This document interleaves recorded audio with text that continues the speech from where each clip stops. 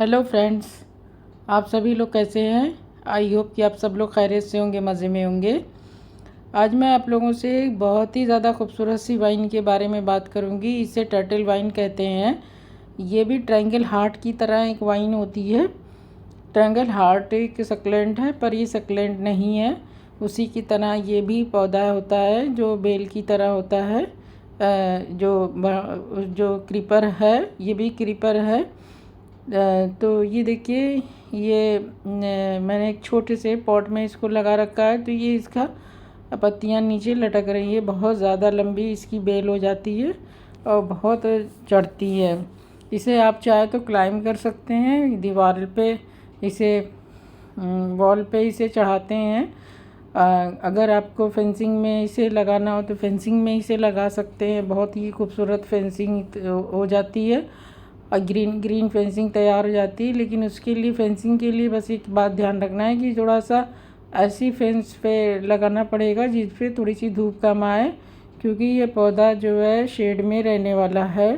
तेज़ धूप में ये ख़राब हो जाता है, इसकी पत्तियां सारी जल जाती हैं। वो थोड़ा नाजुक सा प्लांट होता है। वैसे तो ये बहुत ही ज़्यादा लो मेंटेनेंस और बहुत ही हार्डी टाइप का है। ऐसा पौधा है कि अगर आपके घर में एक बार आ गया तो आप कभी ख़त्म नहीं होगा। अब ये देखिए, ये मेरा प्लांट जो है फिलोडेंड्रन बिर्किन के पौधे में, ये प्लांटर में लगा, अपने आप ये लग गया और अपने आप ये बढ़ने लगा। एक्चुअली इसमें ये हुआ कि कोई स्टेम इसमें गिर गई और वो उसकी मिट्टी में इसकी जड़ बन गई और वो ग्रोथ, इतनी ज़्यादा ग्रोथ हो गई कई 3-4 महीने में। तो इतनी ज़्यादा ग्रोथ हो गई, मैंने इसे हटाया भी नहीं, क्योंकि जब तक मैं नहीं हटाती, जब तक प्लांट को कोई नुकसान नहीं हो तो उसे बना रहने देती हूँ। अब ये जब मुझे लगेगा कि अभी से ज़्यादा घना हो गया है तो अभी इसे हटा के किसी नए प्लांटर में लगा दूँगी। तो इसकी ये ख़ासियत ये है कि अगर आपके घर में एक बार आ गया तो ये कभी ख़त्म नहीं होगा। ये इतनी आसानी से प्रोपगेट हो जाता है और मल्टीप्लाई होता है बहुत तेज़ी से।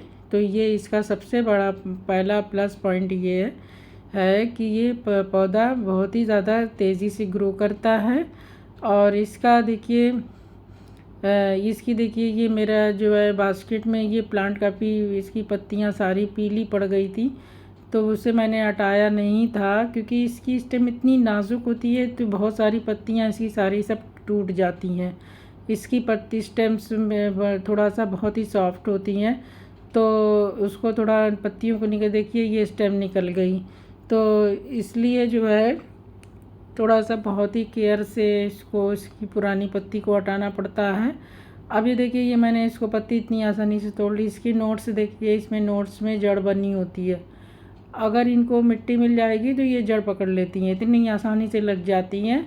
ये वॉन्डरिंग जीव की तरह ही ये भी होती है बेल, आसानी से इसे थोड़ी सी मिट्टी मिलती है तो ये बढ़ने लगते हैं।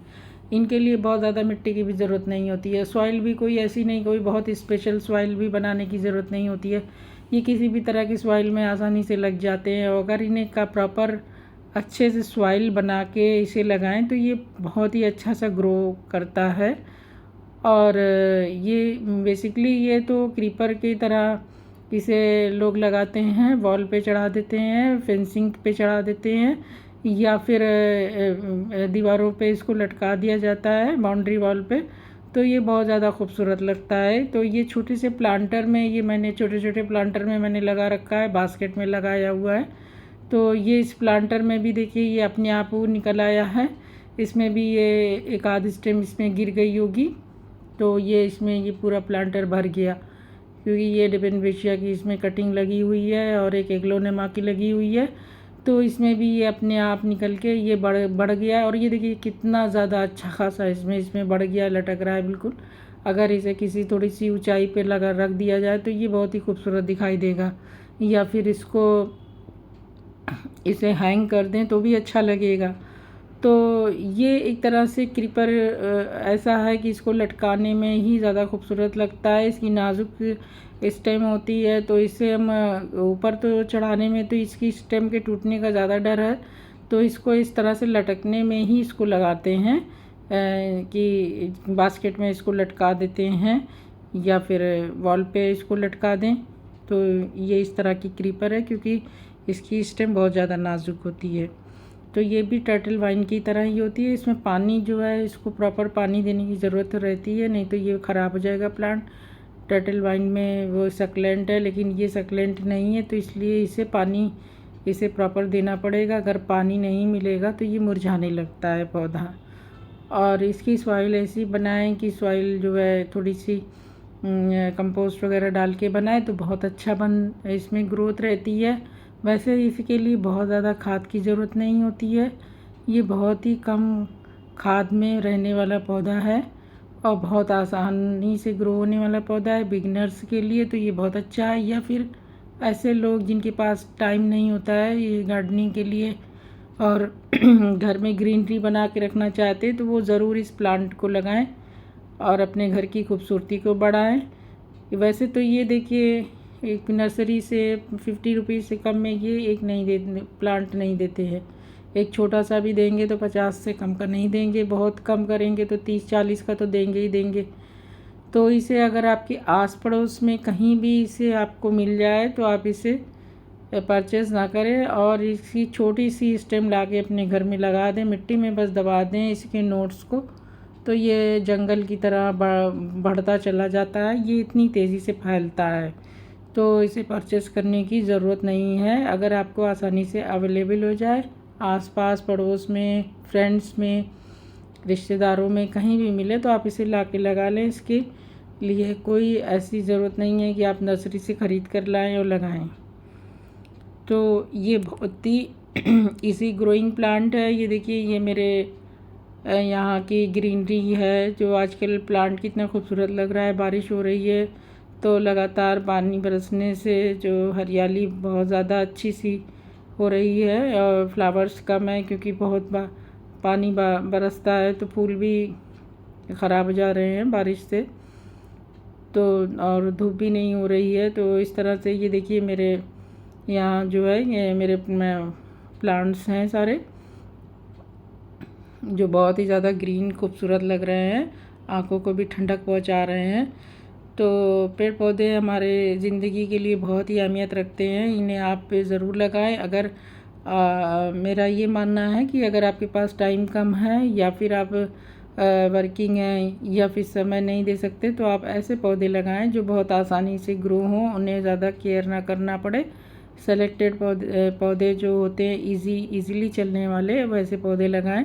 तो ये देखिए, ये मैंने टर्टल वाइन के बारे में बताया है कि ये एक ऐसा पौधा है, इसको एक बार आप ले आएंगे घर में तो आपका पौधा कभी ख़त्म नहीं होगा, आपके पास ये मल्टीप्लाई होता रहेगा अपने आप। तो अगर आप ज़्यादा केयर नहीं कर पाते तो उसे 2-3 जगह लगा दें, कोई ना कोई एक प्लांट तो आपका बचा ही रहेगा। अगर कुछ ख़राब होंगे तो कुछ तो बचे रह जाएंगे। तो इस बात का ज़रूर आप ध्यान रखें कि जब भी कोई पौधा लगाएं तो उसे 2-3 जगह ज़रूर लगा दें, ताकि अगर किसी वजह से आपका कोई एक प्लांट मर जाता है तो फिर आपके पास दूसरा तैयार रहे।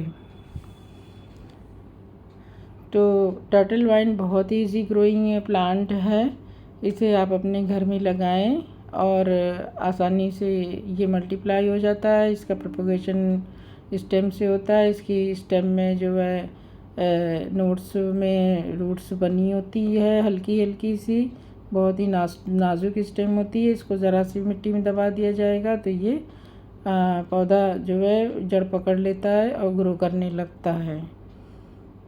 तो फ्रेंड्स, मुझे उम्मीद है कि आपको ये मेरी सारी जानकारी पसंद आई होगी। मैंने और सनलाइट के बारे में भी मैंने बता दिया कि इसे ज़्यादा तेज़ धूप बर्दाश्त नहीं होगी गर्मियों में, तो इसे सर्दी में तो ये धूप में अच्छे से खिले रहते हैं, बहुत अच्छी ग्रोथ रहती है। और लेकिन गर्मी में इन्हें धूप से बचाना पड़ता है। सर्दी में तो सारे पौधों को धूप की ज़रूरत होती है, तो धूप ज़्यादा हेल्दी होते हैं, लेकिन गर्मियों में थोड़ा सा बचाना पड़ता है धूप से। तो ये शेड में रहने वाला प्लांट है और इसे पानी प्रॉपर देना पड़ेगा क्योंकि ये सक्लेंट नहीं है, पानी के बिना ये जलने लगते हैं। ये देखिए, इसकी स्टेम कितनी नाजुक है, ज़रा सा टच करने से ही टूट गई। ये देखिए, ये फिलोडेंड्रन बिर्किन के प्लांट में मैंने कटिंग लगा रखी थी, उसके साथ ये अपने आप निकल आया है। तो ये इस तरह से आप देख सकते हैं कि कितना जो है रफ टफ रहने वाला पौधा है, तो आप इसे ज़रूर लगाएं। तो फ्रेंड्स, अब मुझे इजाज़त दीजिए, मैं आप लोगों से फिर किसी नए टॉपिक पे फिर अगली वीडियो में मैं बात करूँगी अपने पौधे के बारे में। आपसे गुजारिश है कि अगर आपने मेरे चैनल को सब्सक्राइब नहीं किया है तो आप ज़रूर सब्सक्राइब कर लें। ये देखिए, ये सारी स्टेम इसमें दिख रही है कि इसकी सॉरी स्टेम नहीं, इसकी रूट्स दिख रही है। मैं इसमें दबा दूँगी, ये टूट जाती है तो इसको मैं इसी तरह से दबा देती हूँ, फेंकना अच्छा नहीं लगता है। तो अब मुझे इजाज़त दीजिए। Thank you for watching my video.